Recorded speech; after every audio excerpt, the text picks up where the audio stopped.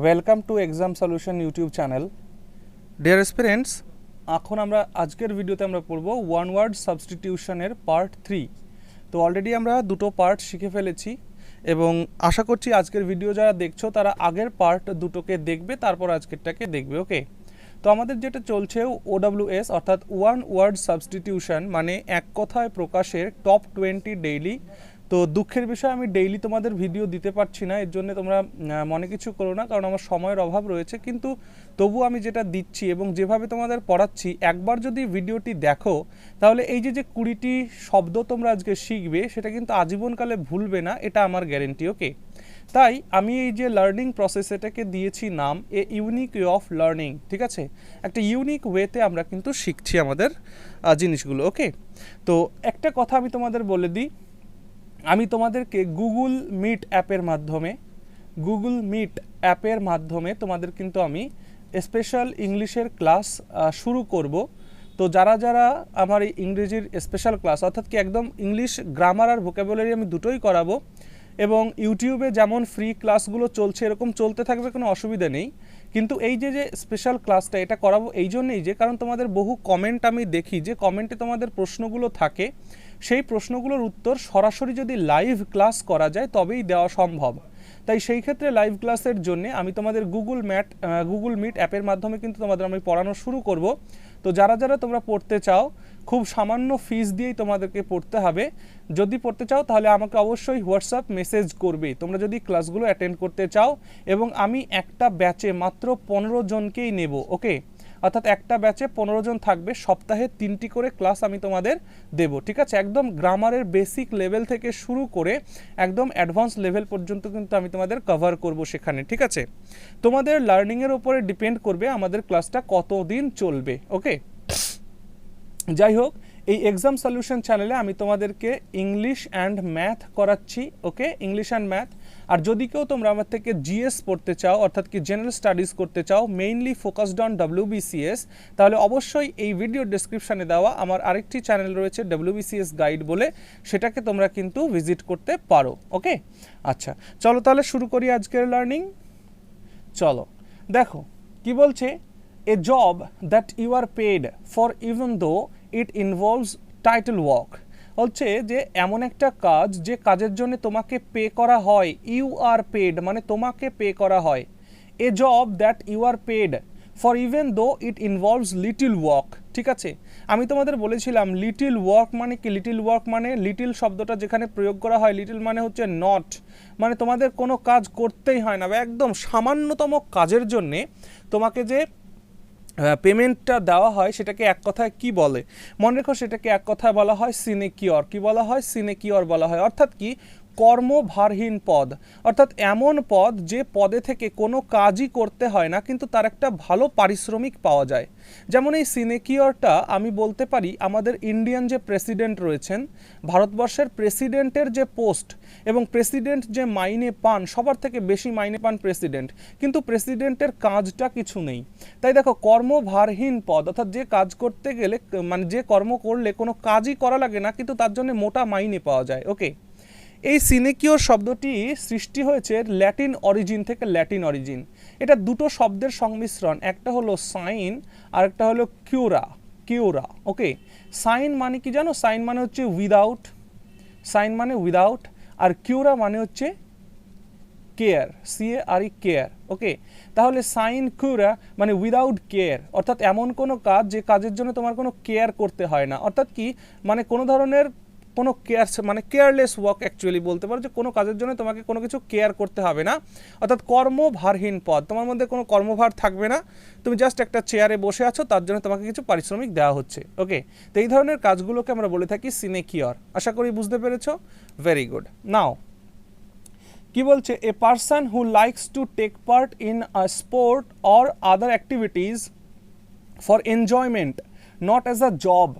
বলছে যে কোনো একটা কাজ, সেটা কোনো খেলা হতে পারে বা সেটা কোনো অন্য ধরনের কাজকর্ম হতে পারে, যেখানে তুমি তোমার শখের বশে অংশগ্রহণ করছো, a person who likes to take part in a sport or other activities for enjoyment, মানে আনন্দের জন্যে, আনন্দ করার জন্যে বা শখের জন্যে তুমি কোনো একটা কাজে অংশগ্রহণ করছো, সেই কাজটা অ্যাকচুয়ালি তোমার প্রফেশন নয়, এমন কাজকে আমরা বলে থাকি অ্যামেচার। কি বলে থাকি?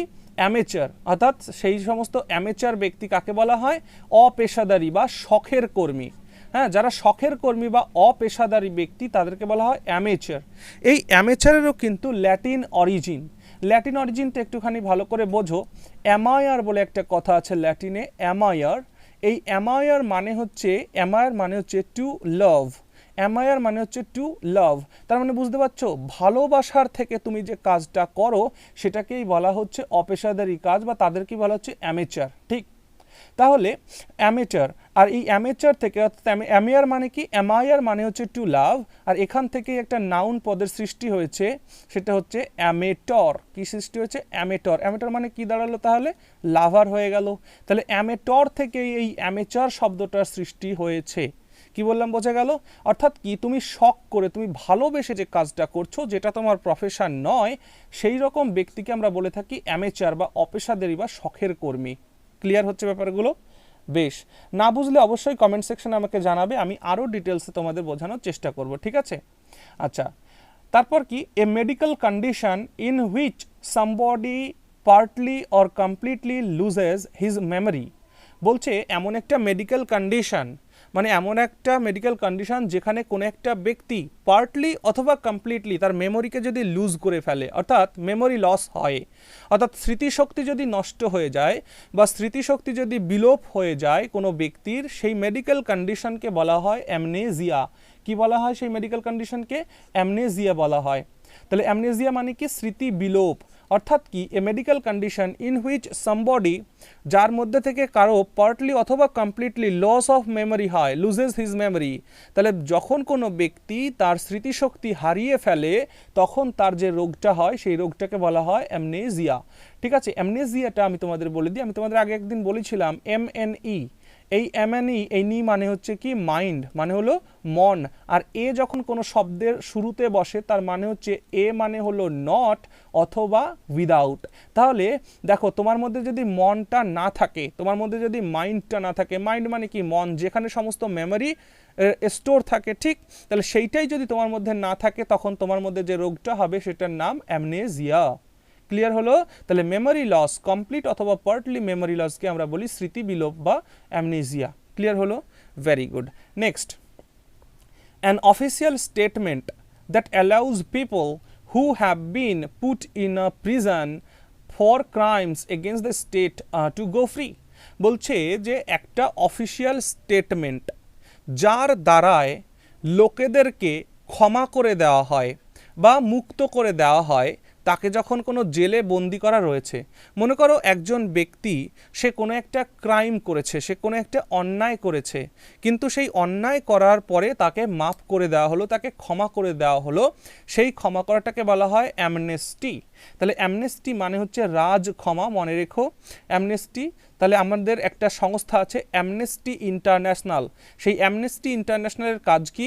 অ্যামনেস্টি ইন্টারন্যাশনাল সংস্থাটি সারা বিশ্বের বড় বড় যে সমস্ত জেলগুলো রয়েছে, সেই জেলের মধ্যে যে সমস্ত ব্যক্তিরা আটক রয়েছে, তাদের ক্ষেত্রে কিন্তু তারা অ্যামনেস্টি ইন্টারন্যাশনাল কী করে? তাদেরকে মুক্ত করার জন্য সরকারের কাছে আবেদন নিবেদন করে। তো আমাদের ভারতবর্ষে অ্যামনেস্টি ইন্টারন্যাশনালকে কিন্তু ব্যান করে দিয়েছে মোদি সরকার। কেন ব্যান করে দিয়েছে? কারণ এই অ্যামনেস্টি ইন্টারন্যাশনাল এরা করাপশান করে ভারতবর্ষে যত সমস্ত টেররিস্ট, আতঙ্কবাদী যারা ছিল, তাদেরকে তারা অ্যামনেস্টি ইন্টারন্যাশনালের মাধ্যমে রাজ ক্ষমা করে তাদেরকে মুক্ত করে দেওয়ার প্ল্যান পরিকল্পনা করছিল। তাই এটা যখন বুঝতে পারলো ভারত সরকার, তখন এই অ্যামনেস্টি ইন্টারন্যাশনালকে কিন্তু ব্যান করে দেওয়া হলো ভারতবর্ষে। ওকে, যাই হোক, তাহলে অ্যামনেস্টি মানে হচ্ছে রাজ ক্ষমা। অর্থাৎ কেউ একজন কোনো কিছু মানে অন্যায় করেছে, তার জন্য তার জেল হয়েছে, এবং সেই জেল থেকে তাকে যদি ফ্রি করে দেওয়া হয়, মুক্ত করে দেওয়া হয়, তাকে যদি পার্ডন করে দেওয়া হয়, তখন তাকে বলা হয় অ্যামনেস্টি। এই অ্যামনেস্টির মধ্যেও আমরা যদি রুট ওয়ার্ড খোঁজার চেষ্টা করি তাহলে কিন্তু আমরা পাবো। দেখো, অ্যামনেস্টির মধ্যে MNE নি রয়েছে, মানে কি?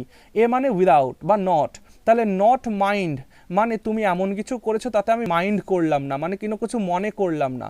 নট মাইন্ড, তার মানে আমি কোনো কিছু মনে করলাম না, তার মানে কি? তুমি এমন একটা কাজ করলে তাতে আমি কিছু মনে করলাম না, মানে কি? তোমাকে আমি ফ্রি করে দিলাম, তোমাকে আমি ক্ষমা করে দিলাম। ওকে, আচ্ছা, এবার চলো নেক্সট শব্দ আমরা পাচ্ছি কি, অ্যানার্কি। তার জন্য কি লেখা রয়েছে, a situation in which there is no law or order, law and order in a country.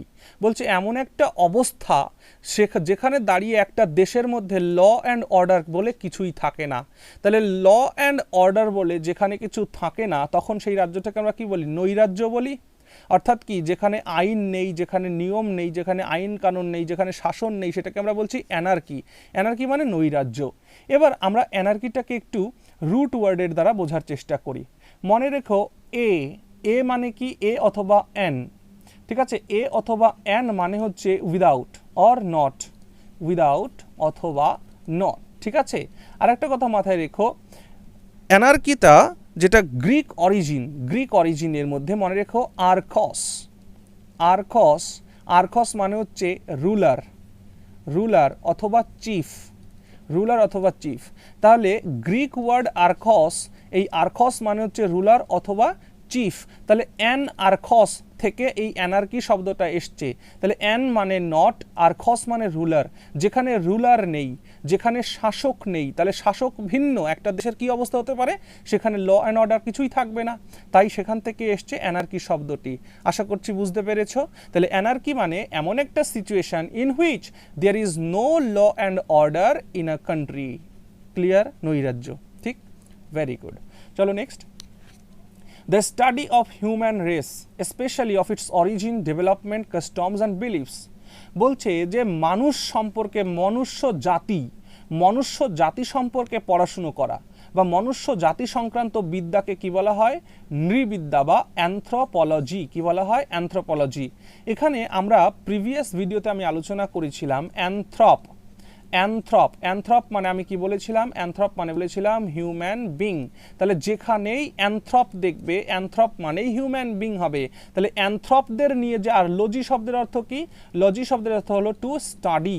তাহলে অ্যানথ্রপদের নিয়ে যে স্টাডি বা হিউম্যান বিংদের নিয়ে যে স্টাডি, তাকে বলা হচ্ছে অ্যানথ্রোপোলজি।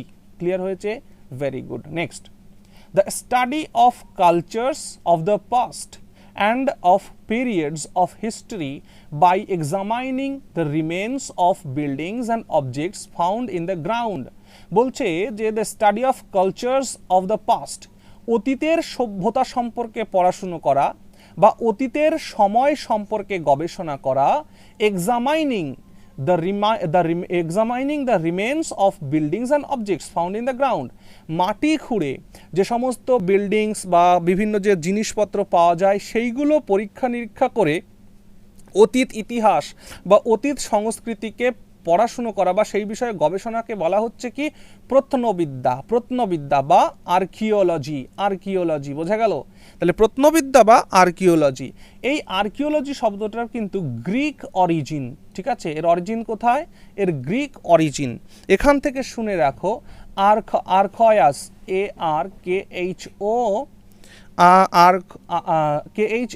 আর্কায়স, মনে রেখো আর্কায়স, আর্কায়স মানে কি জানো? আর্কায়স মানে হচ্ছে অ্যানশিয়েন্ট। তাহলে অ্যানশিয়েন্ট মানে কি, প্রাচীন।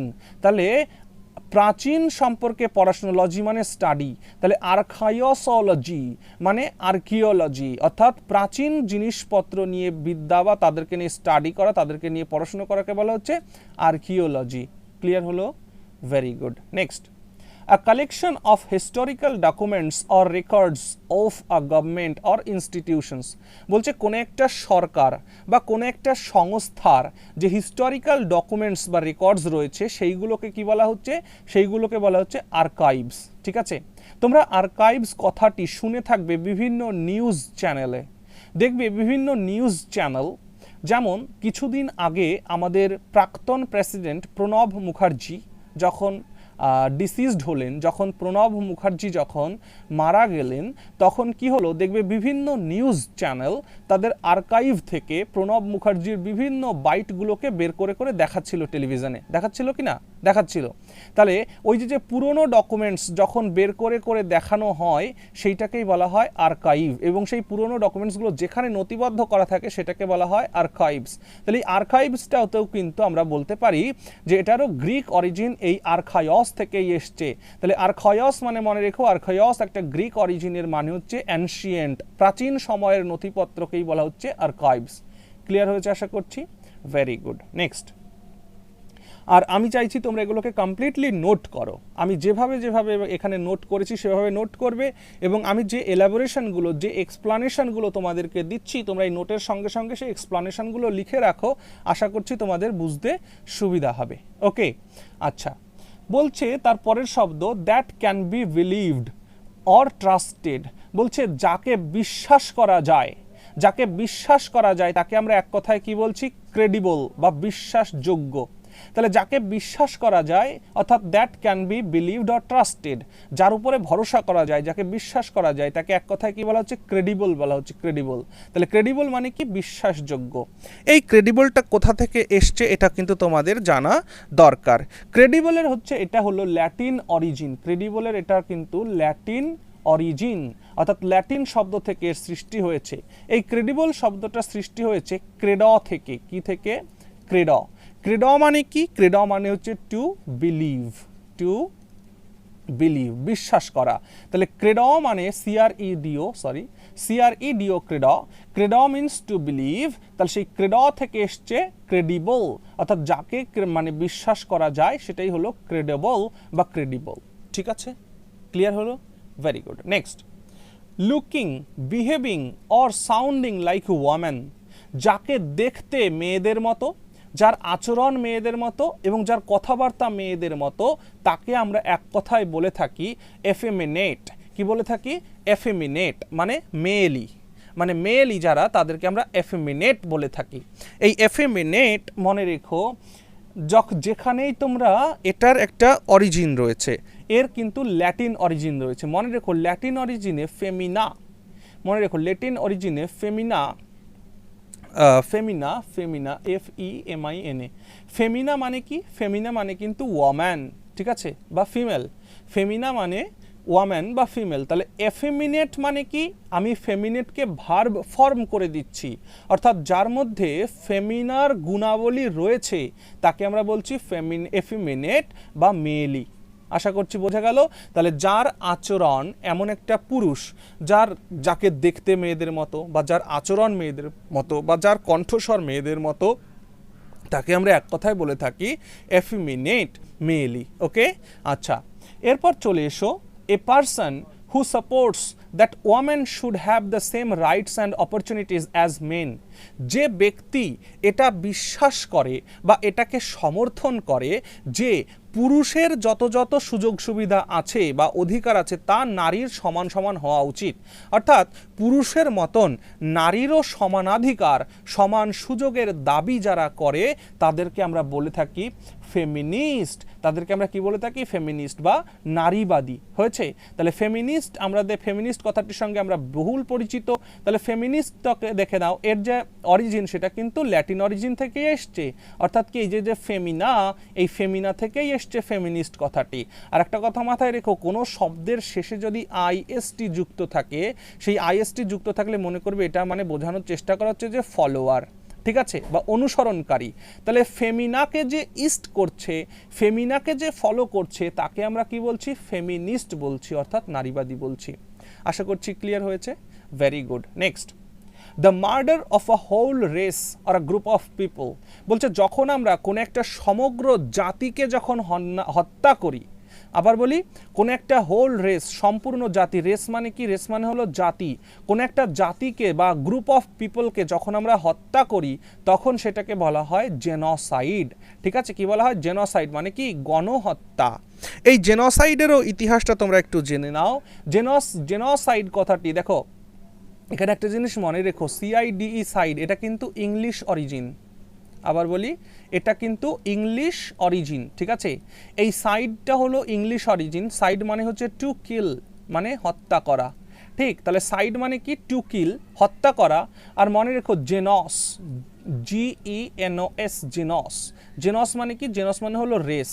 তাহলে কোনো জাতিকে যখন তুমি হত্যা করছো, কোনো একটা অনেক বড় মাসকে যখন হত্যা করছো, তখন সেটাকে বলা হচ্ছে জেনোসাইড। ক্লিয়ার হলো? বোঝা গেল? তাহলে জেনোসাইড মানে হচ্ছে গণহত্যা, ঠিক। আচ্ছা, চলো নেক্সট। কি বলছে, easily tricked because of being too trusting. বলছে যাকে খুব সহজেই চাল খাটানো যায়, কেন, সে বেশি ট্রাস্টিং, মানে সে খুব শীঘ্রই, এমন কোনো ব্যক্তি যে খুব শীঘ্রই কোনো জিনিসকে বিশ্বাস করে ফেলে। তাহলে মনে করো যে সহজেই কোনো জিনিসকে বিশ্বাস করে ফেলে তাকে ঠকানো খুব সহজ। তাই বলছে easily tricked because of being too trusting, যার অনেক বেশি বিশ্বাস থাকার কারণে যাকে খুব সহজে ট্রিক করা যায় তাকে এক কথায় বলা হচ্ছে গালিবল। ঠিক আছে, মানে কি, অতি সরল। দেখো তোমরা দেখবে তোমাদের বাড়িতে বিভিন্ন সময় কি হয়, বিভিন্ন ধরনের হকার্স আসে তাদের বিভিন্ন ধরনের মালপত্র নিয়ে। এসে কি করে, তারা তোমাদেরকে বিভিন্নভাবে বোঝানোর চেষ্টা করে যে এই মালটি অনেক বেশি ভালো, এটা খুব সুন্দর, কিন্তু আসলে জিনিসটি তারা একদম কমা জিনিস দিয়ে যায়। পরবর্তী সময় তোমরা কি হয়, ঠকে যাও। তার মানে ওই লোকটি তোমাকে যে কথাটা বললো সেটা তুমি সহজে বিশ্বাস করে ফেললে, যার কারণে তুমি ঠকে গেলে।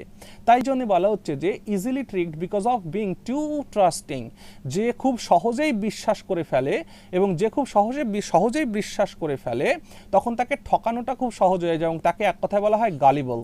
এবার এই গালিবলটাকে মনে করবে কি করে, আমি তোমাদের একটা কথা বলি।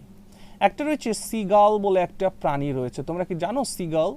সিগাল মানে হচ্ছে সামুদ্রিক পাখি, অর্থাৎ শঙ্খচিল বলে থাকে, সামুদ্রিক চিল বা শঙ্খচিল, এই সিগালকে বলা হয়। তো এই যে গাল নামক যে পাখি, এই গাল নামক পাখিকে খুব ইজিলি ট্র্যাপ করা যায়, মানে এদের খুব সহজেই মানে ফাঁদে ফেলা যায়। হয়েছে easily B trapped, easily B trapped, এদেরকে খুব সহজেই কিন্তু ট্র্যাপ করা যায় এই গাল পাখিকে। গাল হচ্ছে এক কাইন্ড অফ বার্ডস, গাল is one kind of bird. ঠিক আছে, এই গাল পাখিকে খুব ইজিলি ট্রিক করা যায়, খুব সহজেই জালে আটকে দেওয়া যায়, খুব সহজে ফাঁদে ফেলা যায়। তাই সেই গালিবলটা এসছে কিন্তু এই গাল পাখি থেকেই এসছে গালিবল কথাটা, অর্থাৎ অতি সরল। আশা করছি বোঝা গেছে। ওকে, চলো next. A payment made for somebody's professional service. বলছে কোনো একটা ব্যক্তির প্রফেশনাল সার্ভিসের জন্য তুমি যখন তাকে কিছু পেমেন্ট দিচ্ছ তাকে আমরা কি বলছি, তাকে আমরা বলছি অনারেরিয়াম। কি বলছি, অনারেরিয়াম বলছি, অর্থাৎ দক্ষিণা বা সাম্মানিক। মানে এটা কিন্তু অনারেরিয়ামকে কখনো তোমরা ওয়েজের সঙ্গে সিনোনিমাস করতে পারো না। ওয়েজ মানে তোমার কষ্টের মূল্য, তোমার শ্রমের মূল্যকে বলা হয় ওয়েজ, কিন্তু এই অনারেরিয়াম মানে হচ্ছে সাম্মানিক প্রদর্শন করা। অর্থাৎ ধরো কোনো একটা তোমরা একটা কি করলে, তোমরা একটা কবি সম্মেলনের আয়োজন করলে, সেই কবি সম্মেলনে তুমি একজন বড় কবিকে ইনভাইট করলে, সেই বড় কবি তোমাদের সেই কবি সম্মেলনে এসে কতগুলো কবিতা পাঠ করলো, এবং সে যখন চলে যাচ্ছে তখন তোমাদের সংস্থার পক্ষ থেকে বা তোমাদের অনুষ্ঠান কমিটির পক্ষ থেকে তার হাতে 500 টাকা দিয়ে দিলে। ওকে, তাহলে আমায় বলো একজন শিল্পীর যে শিল্প সাহিত্য তার দাম কি 500 টাকা হতে পারে? কারণ তার শিল্প বা তার সাহিত্যের দাম অনেক বেশি, অনেক বেশি, যা টাকা দিয়ে কখনো কেনা যায় না। তাই আমরা তাকে কি দিচ্ছি, তাহলে আমরা তাকে সাম্মানিক প্রদর্শন করছি, তাকে দক্ষিণা দিচ্ছি।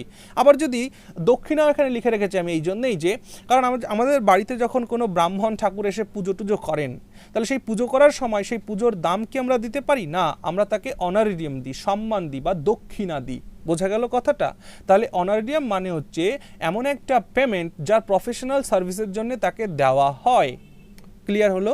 সম্মান হিসাবে, সম্মান প্রদর্শন করার জন্য। ক্লিয়ার? তাহলে অনারেরিয়ামকে কিন্তু তোমরা কখনো ওয়েজের সঙ্গে, পারিশ্রমিকের সঙ্গে, বেতনের সঙ্গে কম্পেয়ার করবে না। ঠিক আছে? আচ্ছা, চলো next. Okay, a person who pretends to be somebody else in order to trick people. বলছে যে ব্যক্তি ভান করে অন্য লোক হওয়ার, হ্যাঁ, ঠকানোর জন্য, লোক ঠকানোর জন্যে, মানে এমন একটা ব্যক্তি সে লোক ঠকানোর জন্যে অন্য একটা রূপ ধারণ করে, তাকে আমরা কি বলে থাকি, তাকে আমরা বলে থাকি ইম্পোস্টার, মানে ছদ্মবেশী বা ভণ্ড। ঠিক আছে, তাহলে a person who pretends to be somebody else in order to trick people, যে ব্যক্তি ছদ্মবেশ নেয় লোককে ঠকানোর জন্যে তাকে আমরা বলে থাকি ইম্পোস্টার। এই ইম্পোস্টার শব্দটা এসছে ইম্পোজ থেকে। ইম্পোজ মানে কি? ইম্পোজ মানে কোনো কিছু আরোপ করে দেওয়া। তাই আমরা যখন কাউকে ঠকাই বা কোনো কিছু করি তখন আমরা কিন্তু কাউকে কোনো কিছু আরোপ করে দিই। ঠিক আছে, তখন সেই ইম্পোস্টারটা কিন্তু ইম্পোজ থেকে এসছে ইম্পোস্টার। তাহলে ইম্পোস্টার মানে কি হয়ে গেল? ছদ্মবেশী বা ভণ্ড। ক্লিয়ার হয়েছে? Very good. Next, never giving up or getting tired of doing something. বলছে যে কখনো গিভ আপ করে না। গিভ আপ মানে কি? গিভ আপ মানে ত্যাগ করা। তাহলে নেভার গিভিং আপ মানে কি? যে কখনো কোনো কিছুকে ত্যাগ করে না, অথবা getting tired of doing something, অথবা যে কোনো কিছু করতে গিয়ে গেটিং টায়ার্ড হয় না, যে কখনো কোনো কাজ করতে গিয়ে ক্লান্ত হয় না, যে তখন কোনো কাজ করতে গিয়ে ছেড়ে দেয় না, তাকে আমরা কি বলি? অক্লান্ত বা অশ্রান্ত বলে থাকি, তাই না? তাহলে সেটার জন্য আমাদের একটা শব্দ রয়েছে ইনডেফ্যাটিগেবল মানে কি? দেখো, ফ্যাটিগ বলে একটা কথা আছে, ফ্যাটিগ। এই ফ্যাটিগ মানে কি জানো? FATIG, fatigue. ফ্যাটিগ মানে হচ্ছে ক্লান্ত, পরিশ্রান্ত, এক্সজস্টেড। অর্থাৎ কোনো জিনিস মানে মনে করো, ধরো তুমি একটা গাড়ি করে কি করলে, যে এখান থেকে শিলিগুড়ি যাবে ঠিক করলে। আমি নদিয়া জেলা থেকে তোমাদের সঙ্গে কথা বলছি। ধরে নাও এই নদিয়া থেকে, অর্থাৎ দক্ষিণবঙ্গ থেকে উত্তরবঙ্গে তুমি যাবে একটা গাড়িতে করে। সেই গাড়িটা নিয়ে তুমি যখন দক্ষিণবঙ্গ থেকে রওনা দিলে, তুমি যখন শিলিগুড়ি পৌঁছলে, তখন তুমি দেখলে তোমার গাড়িটা প্রচণ্ড পরিমাণে গরম হয়ে গেছে, সেখান থেকে ধুঁয়ো উঠছে। তার মানে গাড়িটা তোমার ফ্যাটিগ হয়ে গেছে। ফ্যাটিগ মানে কি? ক্লান্ত হয়ে যাওয়া, পরিশ্রান্ত হয়ে যাওয়া, এক্সস্টেড হয়ে যাওয়া, ঠিক আছে? তাহলে সেই ইনডেফ্যাটিগেবল মানে কি? যে কখনো পরিশ্রান্ত হয় না, যে কখনো ক্লান্ত হয় না, অক্লান্ত, তার জন্য আমরা শব্দ ইউজ করছি ইনডেফ্যাটিগেবল। আশা করছি ক্লিয়ার হয়েছে এই পর্যন্ত। Very good. চলো নেক্সট। দেখো, a person not having enough to pay dates, যে ব্যক্তির কাছে তার ঋণ শোধ করবার মতন যথেষ্ট সাধন নেই, অর্থাৎ যে ব্যক্তি তার ঋণ পরিশোধ করতে ব্যর্থ, তাকে আমরা কি বলে থাকি? তাকে আমরা এক কথায় বলে থাকি ইনসলভেন্ট বা দেউলিয়া। আর এই ইনসলভেন্টের একটা সিনোনিমাস রয়েছে ব্যাংকরাপ্ট। কি রয়েছে? ব্যাংকরাপ্ট, ঠিক আছে? তাহলে ব্যাংকরাপ্ট মানেও কিন্তু দেউলিয়া, অর্থাৎ যার কাছে কিচ্ছু নেই, অর্থাৎ সে কোনো একটা ঋণ গ্রহণ করেছে, সেই ঋণ শোধ করার মতন তার কাছে কোনো সংসাধনই নেই। তাহলে a person not having enough to pay dates, যার ঋণ শোধ করার ক্ষমতা নেই, তাকে আমরা বলে থাকি ইনসলভেন্ট।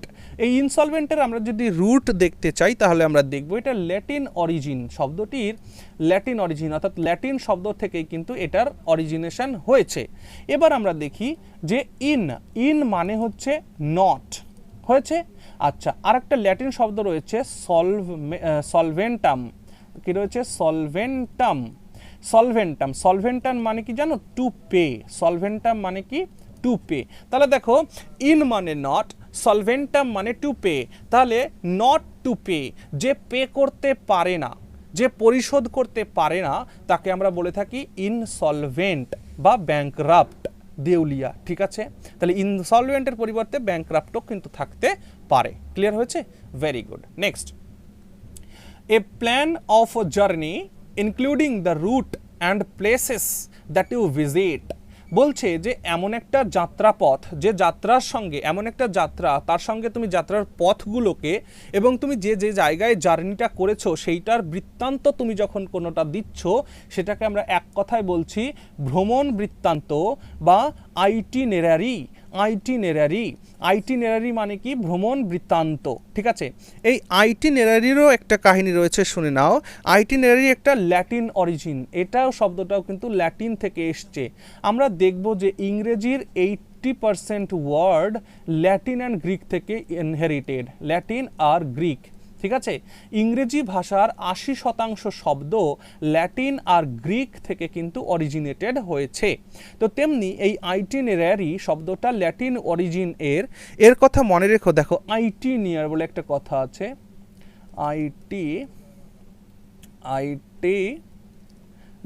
আইটিনার মানে কি জানো? আইটিনার মানে হচ্ছে জার্নি অথবা রোডস, ঠিক আছে?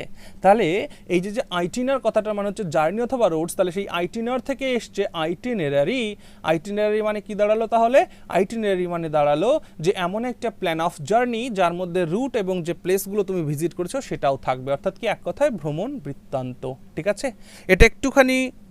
এটা কিন্তু একটুখানি মানে মনে রাখার জন্য কিন্তু রিলেটেড নয়। আইটিনারির মধ্যে দেখো, আইটিনিয়ার মনে রাখবে, আইটিনিয়ার মানে হচ্ছে জার্নি বা রোডস, এগুলো কিন্তু পরীক্ষায় আসে, হ্যাঁ?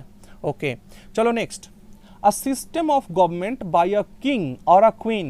বলছে যখন কোনো একটা সরকার, কোনো একজন রাজা বা কোনো একজন রানী যখন পরিচালনা করে, তখন তাকে বলা হয় মনার্কি। আমরা কিছুক্ষণ আগেই এই মনার্কি সম্পর্কে কিন্তু দেখেছি। কি দেখেছিলাম আমরা এখানে কিন্তু দেখেছিলাম আর্খস, ঠিক আছে, একটা গ্রিক শব্দ রয়েছে, গ্রিক শব্দ আর্খস। এই আর্খস মানে কি দেখেছিলাম? আর্খস মানে দেখেছিলাম রুলার অথবা চিফ, দেখেছিলাম কি না? তাহলে আর্খস, আর মনে রাখো মনো, এমও এনো মনো, মনো মানে হচ্ছে ওয়ান, মনো মানে হচ্ছে ওয়ান বা সিঙ্গেল, মনো মানে হচ্ছে ওয়ান বা সিঙ্গেল। তাহলে বলো একটা রাজতন্ত্রে, একটা মোনার্কিতে কয়জন শাসক থাকে? একজন শাসক থাকে, কারণ রাজাই সর্বে সর্বা, ঠিক কি না? তাহলে মনো আর্খস মানে কি?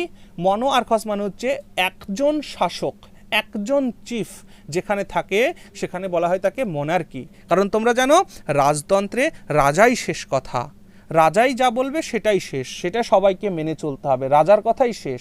তাহলে মনো আর্খস সেখান থেকে এসছে মনার্কি, অর্থাৎ রাজতন্ত্র বা একার শাসন। ঠিক আছে, ক্লিয়ার হলো? Very good. চলো তারপরে দেখো অবিচুয়ারি কি? দেখো a notice of someone's death with his life and achievements, বলছে যখন কোনো একটা ব্যক্তির মৃত্যুর সংবাদ তার জীবন এবং তার জীবনের যে অ্যাচিভমেন্টস সেইগুলোর সাথে যখন কোনো একটা নোটিশ বা বিজ্ঞপ্তি দেওয়া হয় সেটাকে বলা হয় অবিচুয়ারি।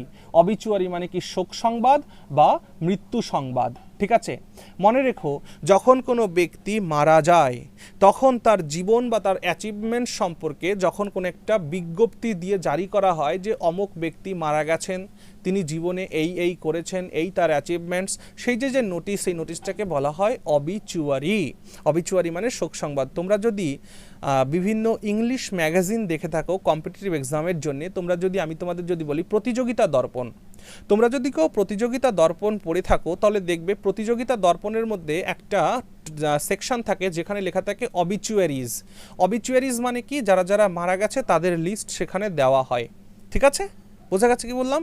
Very good. তাহলে অবিচুয়ারি মানে হচ্ছে শোক সংবাদ, বা একটা মানুষ যে মারা গেল তার জীবনের অ্যাচিভমেন্টস সম্পর্কে, তার জীবনে কি কি করেছে সেইটা দিয়ে এসছে।